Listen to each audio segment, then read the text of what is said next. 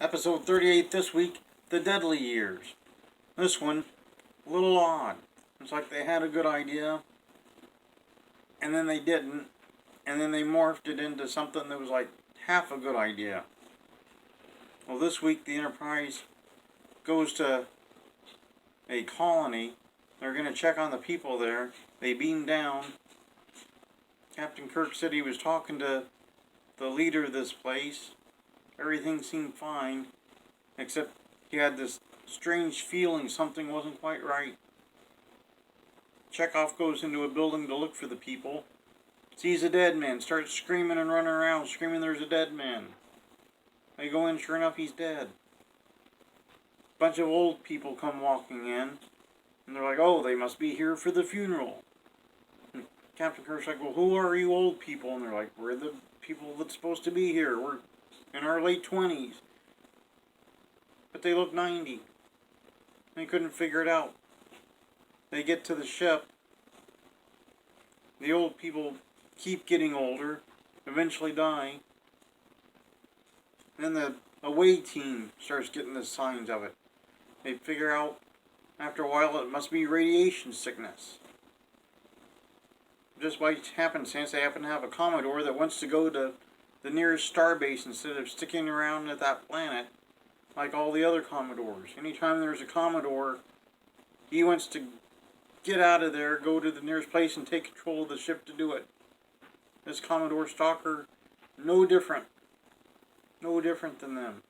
There's also a never-before-seen, I guess, civilian doctor, for lack of a better term. She was never seen after this. Apparently her and Kirk had some sort of history. Where they didn't. They never made it clear. She was just kind of there helping Dr. McCoy. But she was in just civilian clothes, so I presume she was a civilian doctor. But they never made it clear. They never explained who she was, why she was there. Not once. It may have been something that was in a scene that got cut, which would have explained it, but final broadcast didn't make it. So we don't know who she was. Captain Kirk keeps forgetting stuff. He signs orders and then forgets he signed it. Tells her to send messages on a frequency the Romulans had gotten. All kinds of stuff. So finally the Commodore's like, he's not capable of running the ship anymore. Mr. Spock's like, well, I can't do it because I'm afflicted too. And I'm getting old. Even though I don't look old, because Vulcans live to be 200 to 300 years old.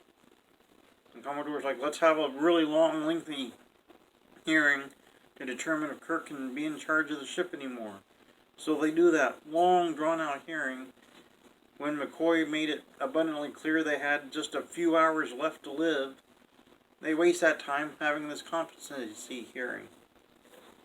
McCoy could have declared him unfit. That's part of his duties, but he didn't do that. He said, let's have this long, drawn-out hearing and waste the few hours we have. Once the Commodore's in charge, he decides to take off and go through the neutral zone in the Romulan territory to get to the nearest starbase, because that's what Commodores like to do. He's got no practical experience, but he's like, what could go wrong with this?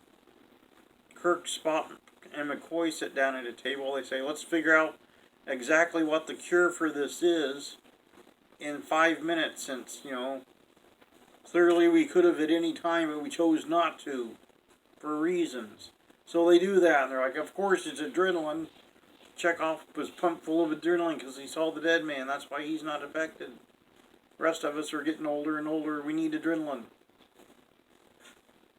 They could have solved the whole thing in a minute, because they eventually did. But they chose not to, for reasons. The Romulans started attacking the ship. They blast the thing for what seemed like hours. No ship should have been able to take that much punishment, but the Enterprise did. Took a lot of punishment. This Commodore didn't know what to do. He just sat there, saying, what do I do now? Chekhov was for words. Sulu wasn't happy with the guy. And then the adrenaline worked. Kirk rushes to the bridge, tells her to send a message about blowing the ship up with the Corbomite, just like he did in the season 1, Romulans get it because they'd cracked that frequency, and they're like, Corbomite, that sounds bad, and they take off. Enterprise is safe because of the Corbomite bluff maneuver for the second time. So everything was fine, except that civilian doctor whom we never saw ever again. Ever. So some interesting notes.